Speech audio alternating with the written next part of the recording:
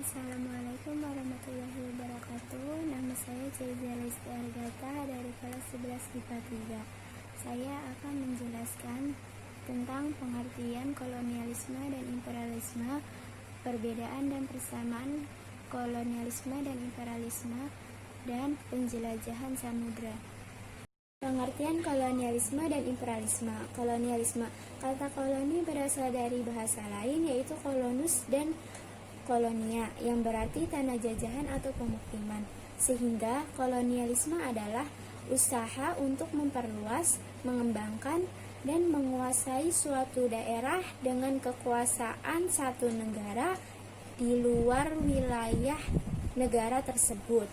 Imperialisme berasal dari bahasa Latin imperer yang berarti memerintah, sehingga imperialisme adalah usaha untuk menguasai negara lain atau memperluas kerajaannya dengan paksa untuk kepentingan diri sendiri yang dibentuk sebagai imperium. Kedua yaitu perbedaan kolonialisme dan imperialisme. Kolonialisme bertujuan untuk menguras kekayaan alam dari negara yang bersangkutan untuk dibawa ke negara induknya. Sedangkan imperialisme bertujuan untuk menanamkan pengaruh pada seluruh bidang kehidupan negara yang bersangkutan. Persamaan kolonialisme dan imperialisme terletak di faktor yaitu membuat negara yang dijajah semakin menderita dan membuat negara semakin maju. Latar belakang penjajahan samudra. Yang pertama, adanya imperialisme bertujuan untuk menguasai daerah lain guna untuk memperoleh keuntungan dari daerah yang dikuasainya. 2. Jatuhnya Konstantinopel ke tangan Turki. Ketika Konstantinopel jatuh ke tangan Turki, pasokan rempah-rempah ke bangsa Eropa terhambat. Untuk mengatasi kelangkaan rempah-rempah, maka bangsa Eropa mencari tahu asal daerah rempah-rempah.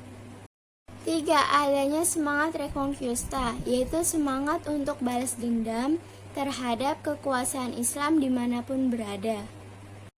4. Adanya penemuan kompas. Dengan ditemukannya kompas, maka mempermudah untuk melakukan pelayaran.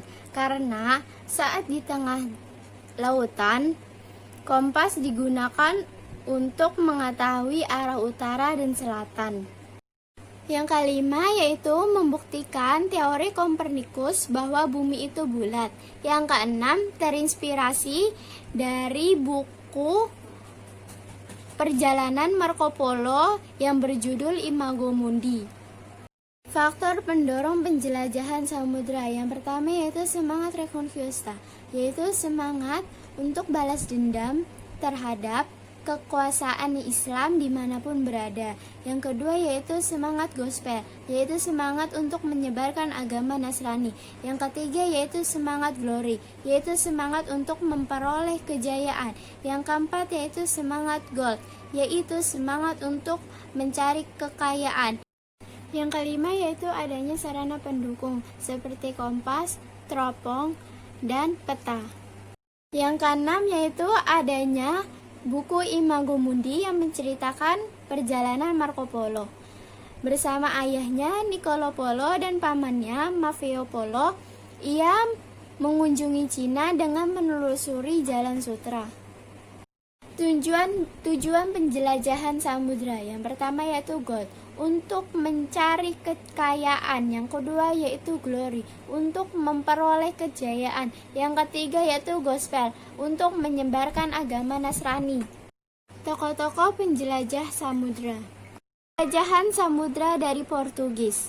Yang pertama yaitu Bartholomeus Diaz. Ia berangkat dari Portugis dan sampai di Afrika, tepatnya di Tanjung Harapan. Yang kedua yaitu Vasco da Gama. Perjalanannya berhasil mencapai India, tepatnya di Kalkuta. Di sana ia membeli rempah-rempah untuk dijual ke Portugis dan Eropa. Yang ketiga yaitu Alfonso de Albuquerque. Ia penjelajah Portugis yang berhasil mencapai wilayah Indonesia melalui Selat Malaka. Penjelajah samudra dari Spanyol. Yang pertama yaitu ada Christopher Columbus dari Spanyol yang dipelopori oleh Columbus yang berhasil mencapai benua Amerika. Yang kedua yaitu Ferdinand Magalhães berhasil mencapai Filipina. Sayangnya ia di Filipina terbunuh karena ada konflik dengan penduduk setempat. Perjalanannya diteruskan oleh Sebastian Delcano. Ekspedisi ulang yang dipimpin oleh Sebastian Delcano yang akhirnya ia sampai di Maluku. Rupanya saat di Maluku, Spanyol terlibat konflik oleh Portugis. Untuk mengakhiri konflik tersebut, dibuatlah Perjanjian Saragossa, yaitu Portugis berkuasa di Maluku dan Spanyol berkuasa di Filipina. Perjalanan samudra dari Belanda. Yang pertama yaitu Cornelis de Houtman. Ia berhasil mencapai wilayah Banten. Ia diusir dan pulang ke Belanda dengan kegagalan. Yang kedua yaitu Barents, mencari jalan ke Asia melalui Kutub Utara. Pada tahun 1594, Barents meninggal dunia dan laut tersebut diberi nama Laut Barents. Yang ketiga yaitu William James. Pada tahun 1666, William James berhasil mendarat di Teluk Carpentario, Australia Utara. Penjelajah samudra dari Inggris. Yang pertama yaitu Sir Francis Drake berhasil mengadakan pelayaran mengelilingi dunia. Tahun 1577 sampai 1580, ia dikenal sebagai pengeliling dunia setengah Magellan. Yang kedua yaitu Matthew Flinders. Pada tahun 1789, Matthew Flinders berhasil mengelilingi Australia dan membuat peta Australia. Yang ketiga yaitu ada James Cook, penjelajahan yang berhasil mendarat di pantai timur benua Australia.